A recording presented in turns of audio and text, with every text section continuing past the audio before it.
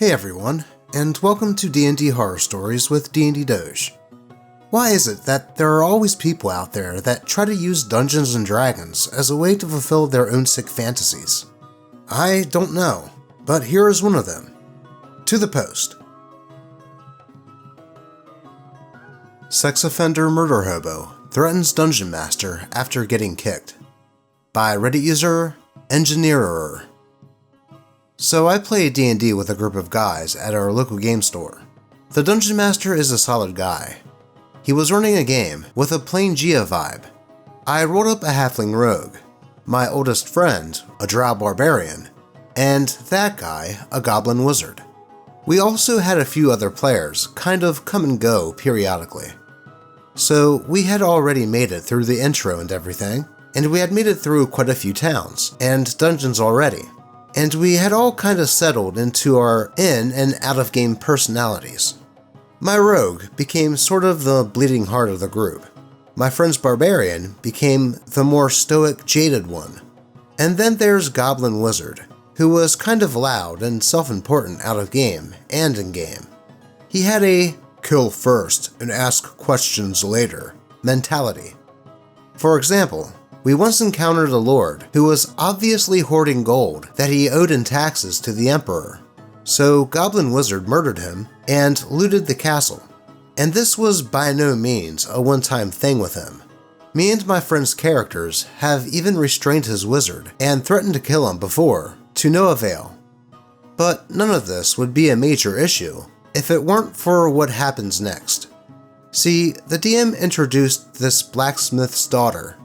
Dungeon Master described her as extremely attractive and had many wealthy suitors, despite her low status in society. This must have lit a switch in Goblin Wizard's brain from kill to seduce, so he went for it. He tried seducing her multiple times. He would tell her how beautiful she was, tell her that goblins have huge packages, etc. All his seduction rules failed, and she eventually told him to F off. Then, at night, Goblin Wizard snuck off. Initially out of game, we thought he was just going to go rob rich people like he usually does at night. But this time, he snuck off to the blacksmith's shack in the woods and killed him in his sleep. Then, he stole his collection of swords and then found his daughter still asleep. DM had her wake up and pull out a magic stone to call the guards. DM then said, "If you run now, you can probably avoid the..." And then Goblin Wizard's player said, "I panic and cast Charm Person before she can call the guards." He succeeded his DC, as I could see the DM getting increasingly nervous and even saying, "Okay, she's charmed, but the guards still know your position, so..." He then cut DM off again and said, "I whip out my package and essay her. And then I stuff her in a bag and run away." DM was now shaking with nerves and tried to say, "Before you're able to do, well, that, and, Wyvern breaks into the shack, and, well..." Goblin Wizard cuts him off again and says, "A random Wyvern? Really?" My friend then said, "Well, can you blame him for trying to stop you from SAing the blacksmith's daughter?" And then Goblin Wizard says, "Oh, chill out. I cast Charm Person on her, so she probably will enjoy it anyway." DM then said, "Okay, that is really gross. Can we get back to real D&D? Let's just retcon that whole sequence. You steal the swords and flee the shack." And then Goblin Wizard starts getting mad at DM for overreacting and railroading me. And he then said, "It's not even that big of a deal anyway. It's basically like when you get a girl liquored up real good and she'll do anything." DM then just said, "Alright, I think we've heard enough. Let's call it." After the session, me and my friend texted DM, telling him that we wouldn't want to play with this guy anymore. And DM agreed and said that he wishes he was more on top of things, but this guy caught him off guard with what he was saying. DM then texted him, telling him he was no longer welcome at our table, and that what he said was disgusting, especially his real-life justification. He then got furious and blew up DM's phone with angry messages, including death threats. He literally said, at one point, "People like you forget that back in the day, crap like what you pulled would get you shot." DM eventually blocked him, and we went on without him. Yeah, because I'm sure in the Old West, D&D games resulted in dungeon masters getting shot. Though sarcasm aside, this dude already sounded like a problem player from the get-go. But to then try to attempt to do what he did, and even with that justification, was a bridge too far. Now, I can understand the DM getting flustered at this, and trying to come up with an in-game reason to prevent this player from doing what he did. But this is another case of where, sometimes, DMs just need to learn the word no. Though I will at least say that the DM did try what he could, and after all that, did the right thing by kicking out this douchebag. And thankfully, it sounds like they were able to continue without that player. But with that, real quick, I just have to give a big thank you to Fredowan for donating $100 via Ko-Fi and simply saying, "Food for the kitties, stay awesome." And to that, I say, I will try, and that the kitties will be getting some special treats this week. Things have been kinda tight lately, and your donation really does help out. So again, thank you to Fredowan for their generosity. But with that, let's keep this D&D horror story train a-rollin', with a story about a DM that decides that his players are living too long. To the post. Dungeon Master wanted anybody to die, and I kept preventing it. So he killed the party mascot. By Reddit user, Lilium Caramel Corn. A few months ago, I was part of a wonderful virtual D&D 5th edition game that had a sudden turn at the very end. The participants were the couple, 2 players who came as a unit, Warlock and a Sorcerer. Rocky, I don't remember his class, but he threw rocks. The Oni, Warlock Barbarian, my character's bestie, and a nice player. The Dungeon Master, a random guy I found on a forum. And me, with my character, the Goat, a small goat woman and bard. We were 5th or 6th level. We had been playing for a couple of months by the time our final game came around. Honestly, everything had been normal, and things progressed as usual. I felt like we kinda sped through any NPC or social encounters, and I started to realize that the rotation was, go to the castle, get a quest, minimal dialogue, then go do a dungeon for the session. It's not my favorite way to play, but the players really made up for it. We had wonderful dialogue between each other, and it seemed like the DM was cool to let that happen. I admit, I felt pride at the positive attention from the party with how much they loved the goat. Becoming the party mascot naturally felt great, and I performed my role proudly.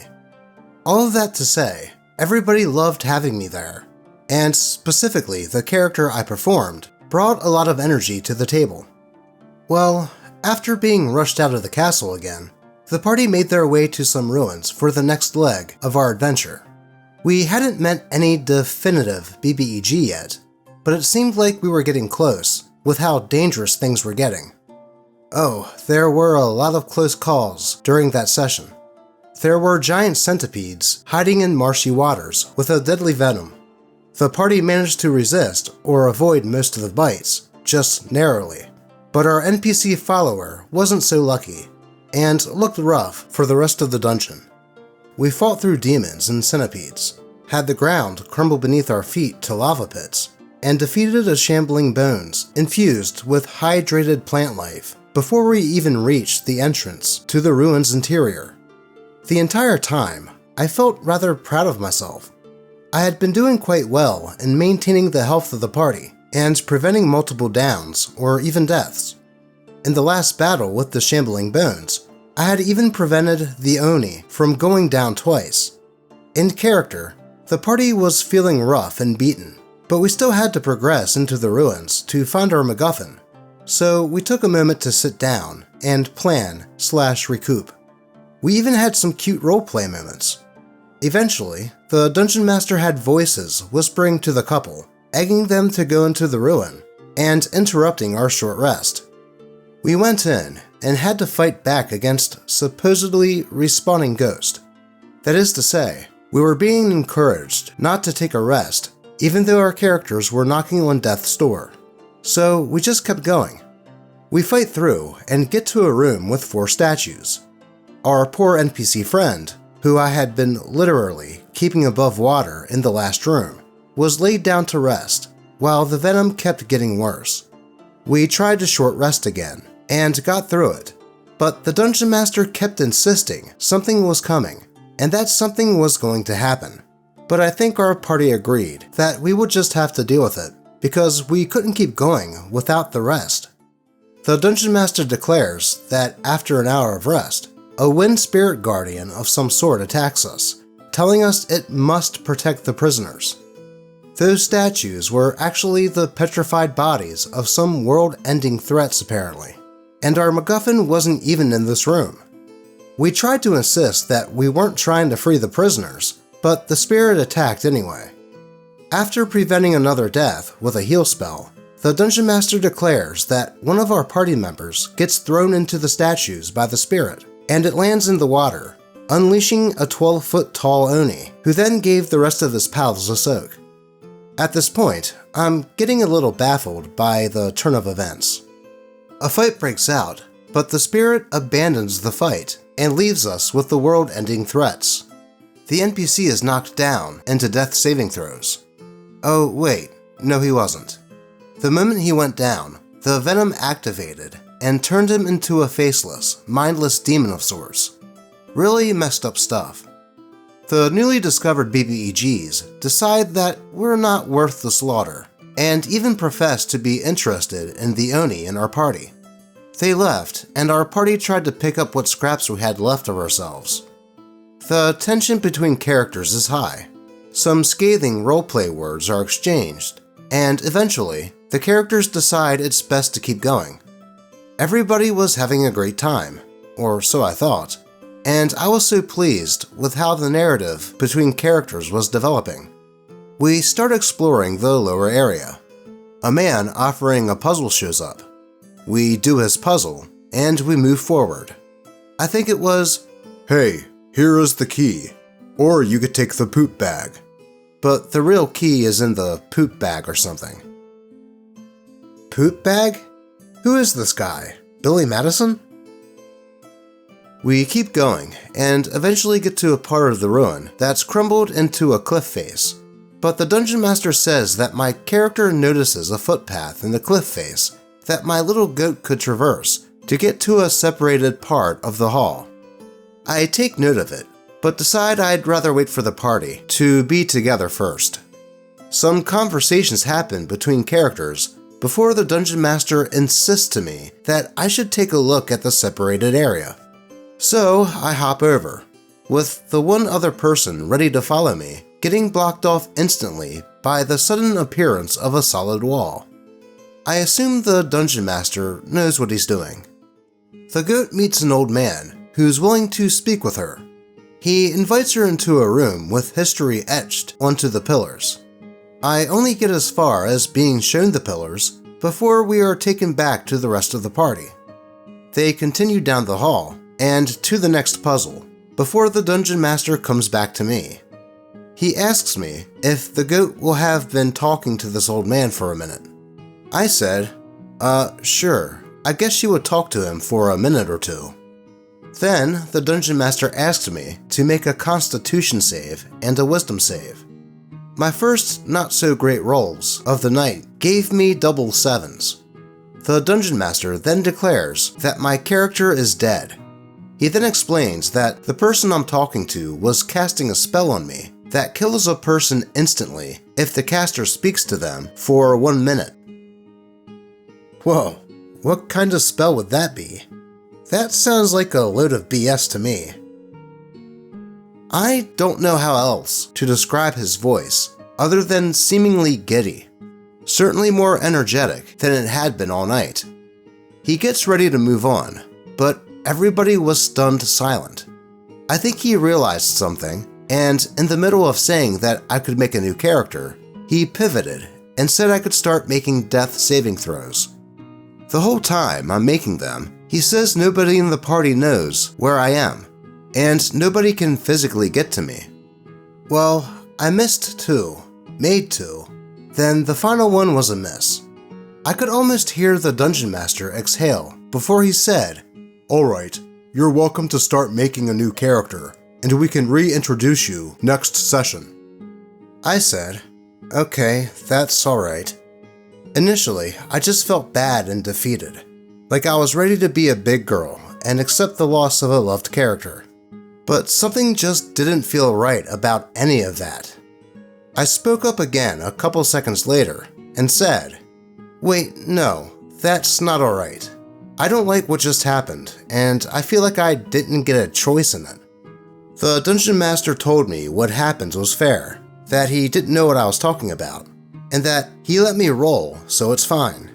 But I wasn't taking any of those as valid excuses for just declaring my character dead and locking me off from the rest of the party to make sure I'd die. I told the call that I have to go think, but that I would talk with them later. Well, the moment I hit the disconnect button, I'm kicked from the server. The events after that were communicated to me via the Oni's player. The Dungeon Master said that instant deaths like that were on the table, and that they would happen again. The couple were immediately unhappy with this decision, and said that if the goat wasn't part of the game, they didn't really have anything else keeping them there.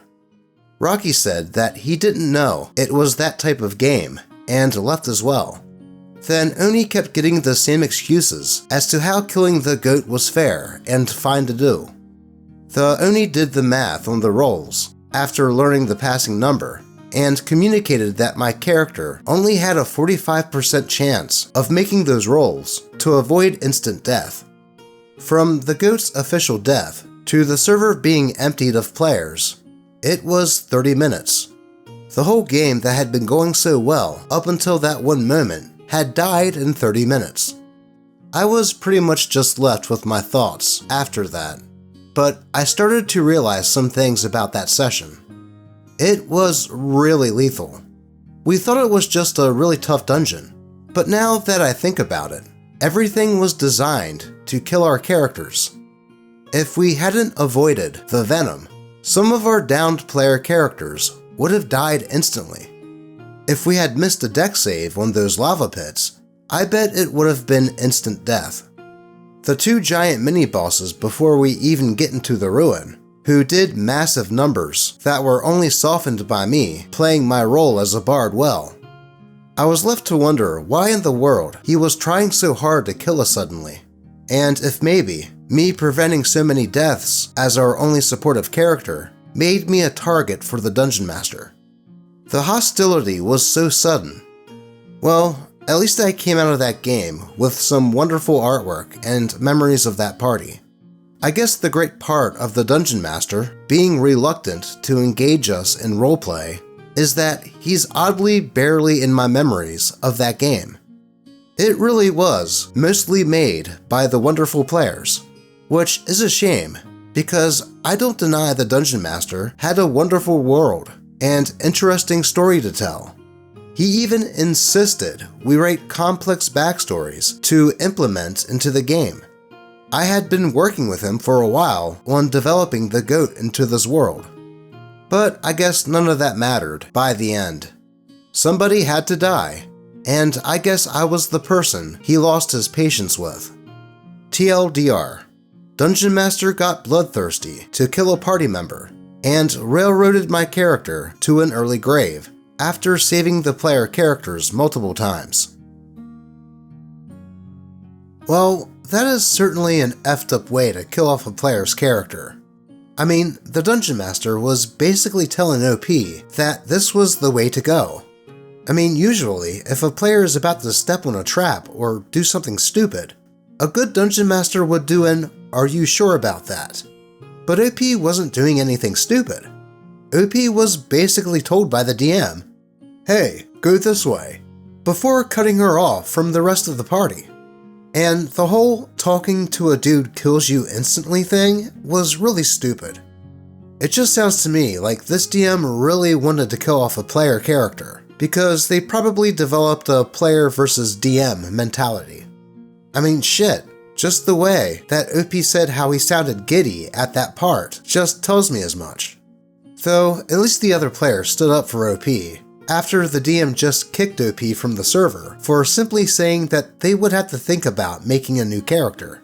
Probably because OP actually stood up for herself. So it's no surprise that the rest of the players left that game, especially after the DM said that the insta-death things would probably happen again. Though hopefully OP kept in touch with the rest of the players, and they can form up a group with a DM that actually wants to see their players succeed and have fun. I mean, for example, in my campaign, we just lost our cleric, and we could all tell that the DM didn't really want to do it, but it was just the way the dice rolled that night. And we are getting into higher level play since we are nearing the end of the campaign.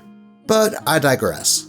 Here's hoping that OP and the other players have better games in the future. Though it looks like we have time for one more story.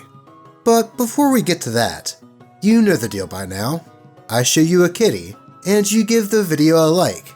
Deal?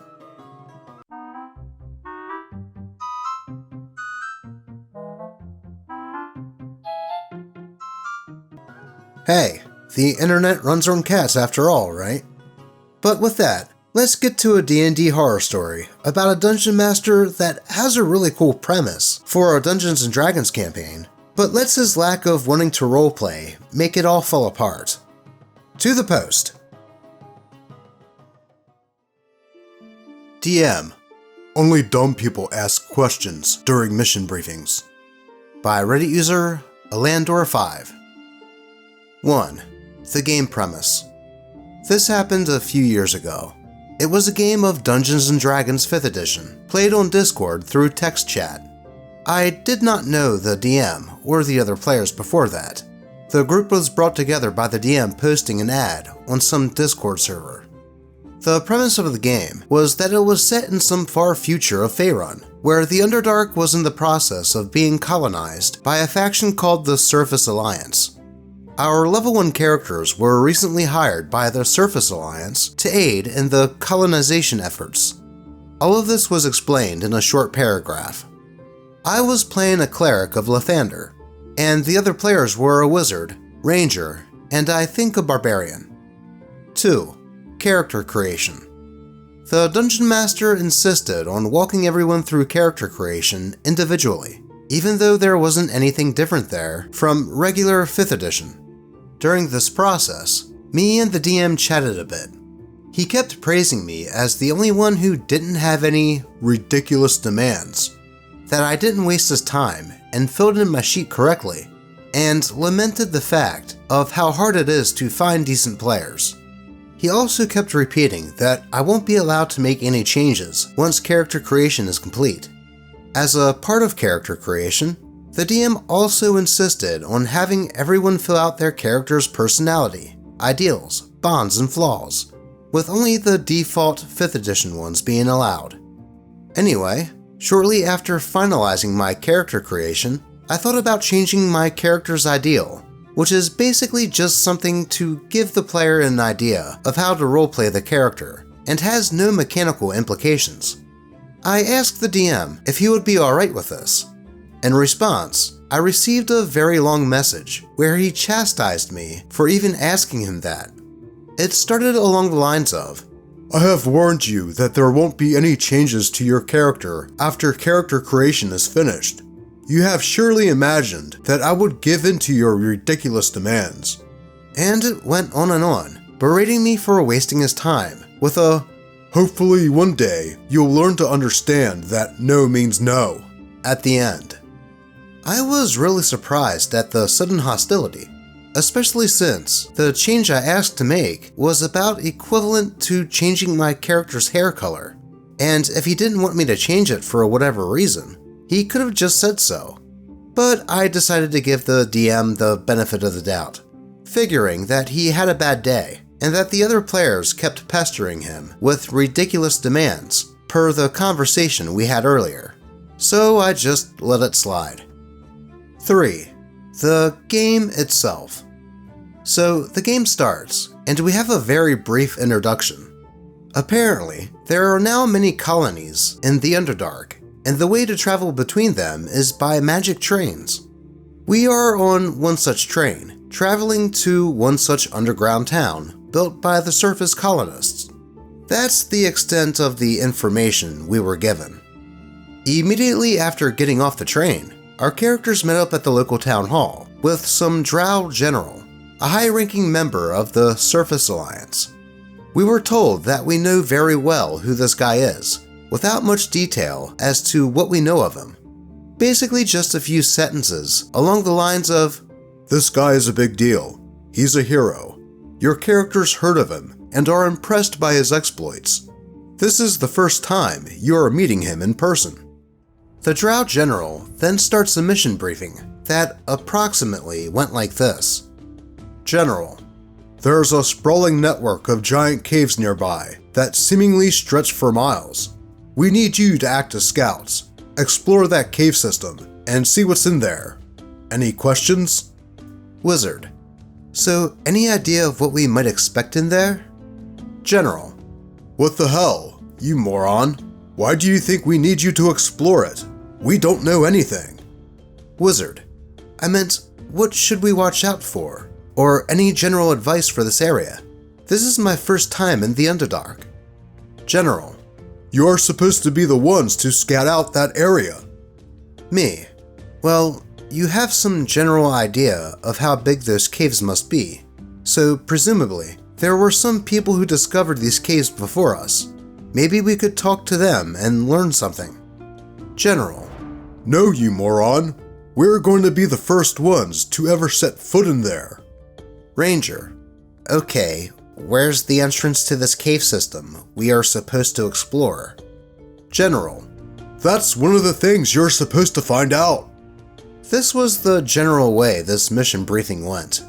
We would ask relevant questions, such as where to find supplies in town, if some monsters ever came out of those caves to attack the town, etc.